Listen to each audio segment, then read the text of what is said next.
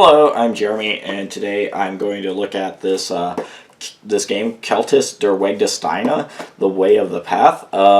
This is a spin-off of the Celtis board game, so don't confuse it with that. I have a copy of this right here. It has the same name. So this is a smaller spin-off. It's a tile laying game. It's published by Cosmos. It goes from 2 to 4 players, ages 7 and up, and it lasts about 15 minutes or so. The Celtis board game itself was a spin-off of the Lost Cities card game, and this is another variation of that. All of them are designed by Reiner Knizia. So I'm going to show you this game, how it plays, do a quick rules explanation, then I'll come back here and give you my thoughts on it. Okay, so I've set up here something that one player might see during their turn in a typical game of Celtis. You'll notice that they are collecting stones. There are 5 colors of stones. Each color goes from 0 to 10, and some of the stones have special powers on them. I'll explain those in a moment. So when you first take a tile in a color, for example, I've taken a 2 here, you then will add that to your display. And then the second tile that you would take of a color, let's say I took the 0, which would be a terrible move, but let's say I took the 0, that would mean that all of a sudden this color, I am descending. So I can only take tiles going down in value. Or if I had taken another one, let's say I took a blue 3 and put it here, then I would be able to build up from the 3, but I would never be able to go back and add the 0 because I've already passed it with the 2. So you could skip numbers. If I had a 5, I could put the 5 here next, but then I would never be able to go back and put the blue 3 or 4 in that column. And then the same applies to every column. You're not obligated to start any color, but you could start only one column of each color. So on your turn, it's really simple. All that you're going to do is you can either choose to take one of the face-up tiles. So for example, I might choose to take the 7 and add it to my column here of green, which would be fine because I'm counting up 0, 1, 3, 7. I've skipped 4, 5, and 6. Or, alternatively, I could flip up a tile that's not yet been flipped up. So, for example, I might flip this up. This green 2, I would not be able to take because I've already passed 2. I'm already at 3 on my green. And if you choose not to take a tile, it stays face up for other players to take. So over the course of the game, these are going to get flipped up and either taken or left in the center of the pile. As soon as all of them are flipped up, the game is going to end, and you are going to score your display that you've built. So let's say I've taken this and I've taken this, and let's say I flip up one more tile, I get 10. I can't take that. Let's say I take this 10, and we'll flip up, 2 more. Here we go. So, wow, terrible luck I'm having. Here we go. Nope, I can't take a 9. I can take this 1, though.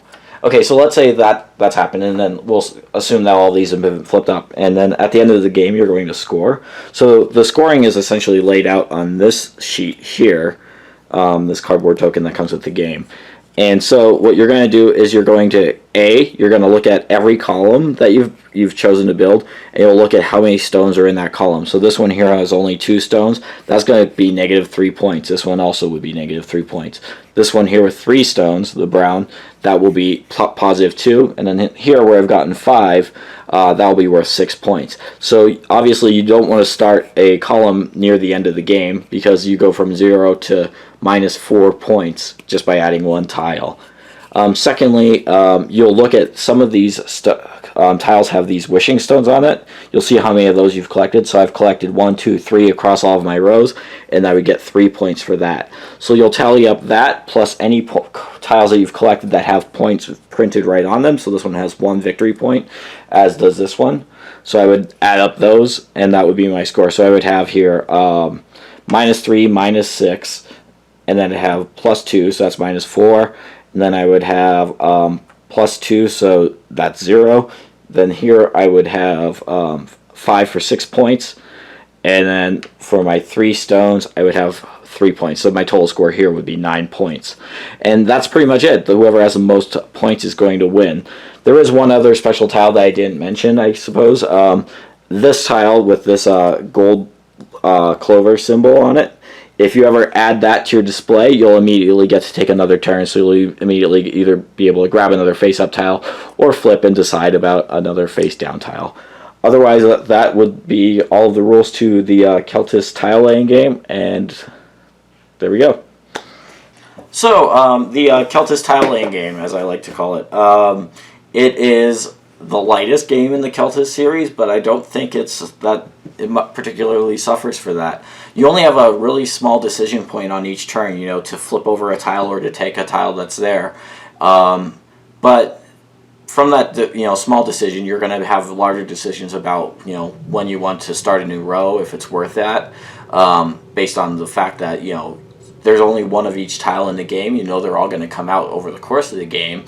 But if your opponent already has 5 tiles in a color, your chances of getting a positive score in that color go down as a result.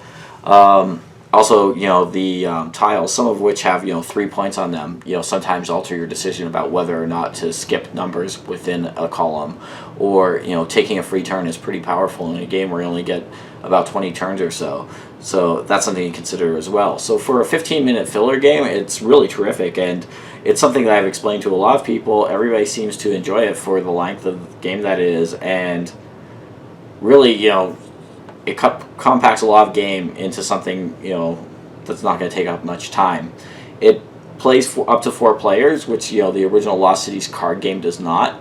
The Celtis card game, which I'll have to do a review of also, does go up to 4 players as well, and it does have a little bit more strategy, but for something that's, extremely light, just literally a filler, something that you want to play while you're waiting for another game to finish, you'd be hard pressed, I think, to find something that is as immediately approachable as the Keltis Tile Laying Game.